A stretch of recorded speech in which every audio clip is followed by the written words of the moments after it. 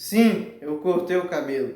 Então, eu tive a intenção de fazer esse vídeo depois que eu assisti o episódio 55 da série Catequese com Farofa, do nosso querido Guilherme K2, do Santa Carona. Nesse episódio ele fala sobre o batismo, a sua celebração e a sua importância. E lá ele fala um pensamento muito interessante, que é: o pecado mortal é a vitória de Satanás. E eu queria abordar um pouco sobre pecado hoje, porque está chegando a quaresma, na verdade já chegou, e é tempo de reflexão, de recolhimento, né, de rever nossas ideias, os nossos pecados. E é importante também saber o que é pecado. Então por isso que eu estou fazendo esse vídeo hoje. Vamos lá. Todo mundo aqui já conhece um pouco dessa história. O livro Gênesis, na Bíblia, nos narra que Deus criou o homem e a mulher para que eles crescessem, multiplicassem e, acima de tudo, amassem.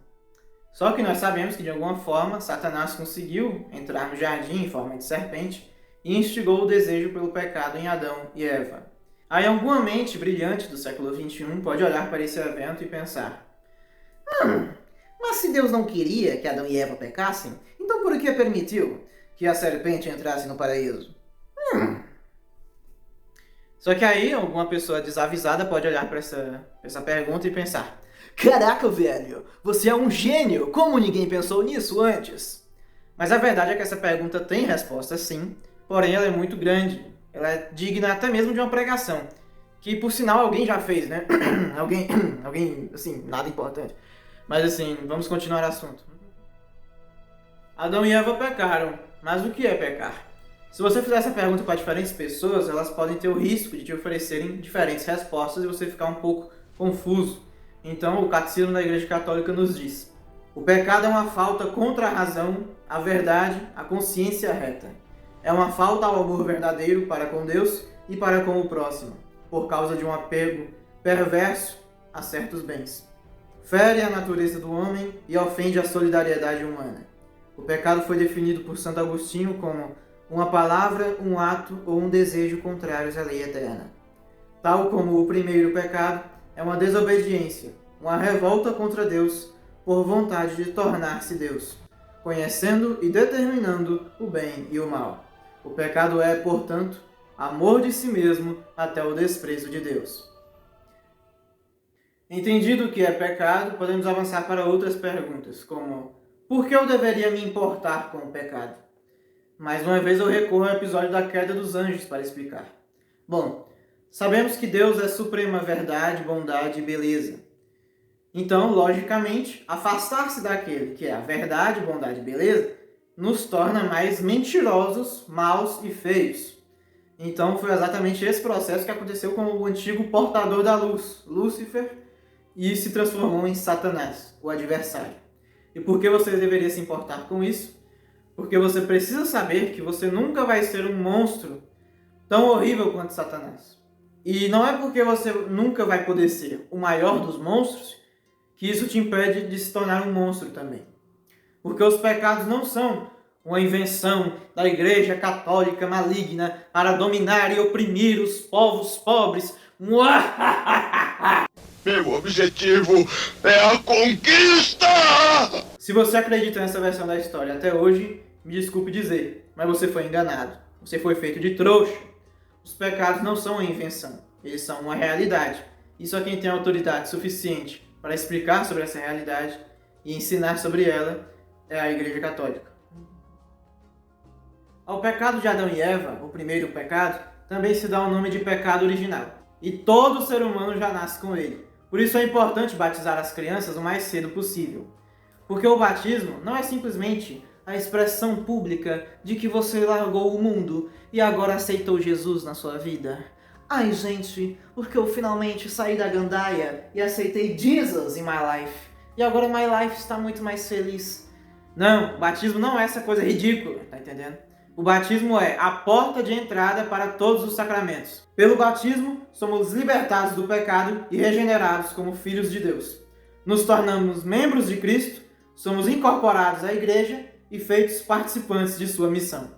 Pelo batismo, fomos sepultados com Ele na morte, para que, como Cristo foi ressuscitado dos mortos pela ação gloriosa do Pai, assim também nós vivamos uma vida nova, como diz em Romanos 6, do 3 ao 4. No batismo, todos os pecados são perdoados. O pecado original, seus pecados pessoais e as penas deles. Então não vem com esse papinho de que tem que esperar a criança crescer e decidir se ela quer se batizar. Porque quando uma criança nasce prematura ou com alguma doença, ela não sai do hospital até resolver o problema.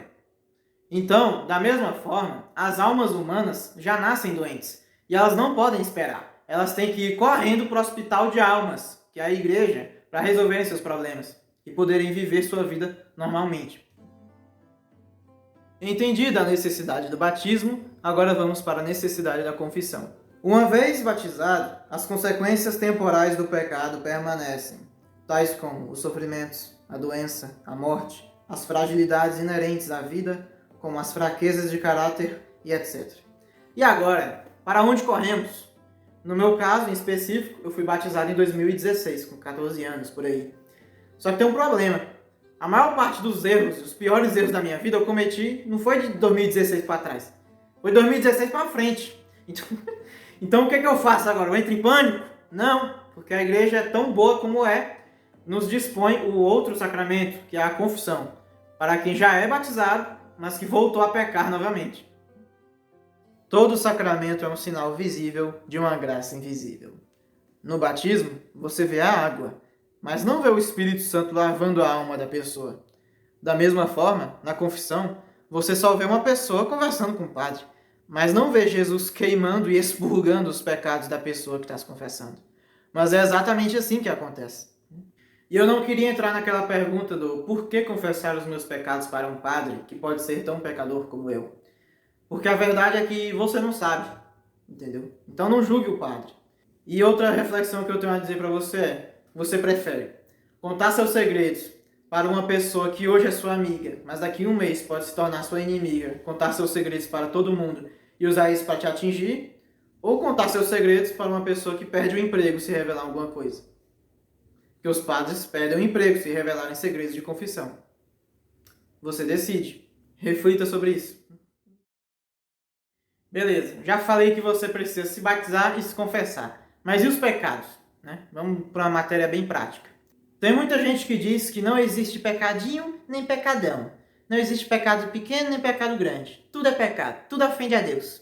E por um lado, essa ideia super generalizada, ela está correta. Afinal de contas, sim, todo pecado ofende a Deus. Porém, a gente sabe que matar é diferente de roubar. Porém, os dois são pecados. Porém, os dois têm consequências diferentes. E por isso as suas gravidades são diferentes. Por isso é importante a gente ter uma proporção válida para decidir o que é mais grave e o que é menos. Para isso, a igreja divide os pecados entre pecados veniais e pecados mortais.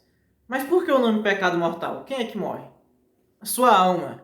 O pecado mortal destrói a caridade no coração do homem por uma infração grave da lei de Deus. Desvia o homem de Deus, que é seu fim último, e sua bem-aventurança, preferindo um bem inferior. Acarreta a perda da caridade e a privação do estado de graça. Se esse estado não for recuperado mediante o arrependimento e o perdão de Deus, causa a exclusão do reino de Cristo e a morte eterna no inferno, já que nossa liberdade tem o poder de fazer opções para sempre, sem regresso. No entanto, devemos confiar o julgamento sobre as pessoas, a justiça e a misericórdia de Deus.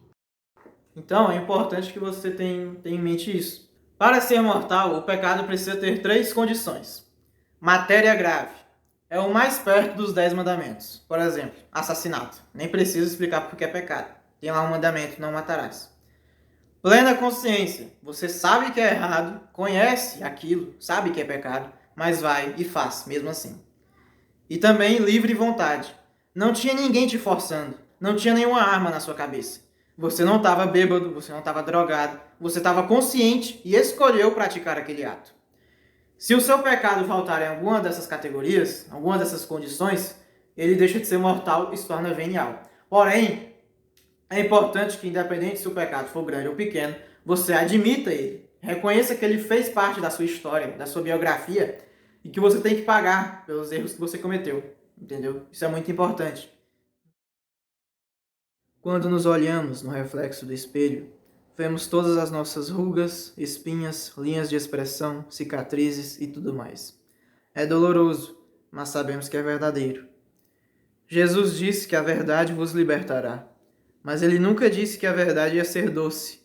Então se olhe no espelho, conhece-te a ti mesmo, deixa a luz entrar e a verdade te libertará. Não existe ingrediente secreto. Se batize, se confesse. Uma boa quaresma a todos, se cuidem e a gente se vê no próximo vídeo.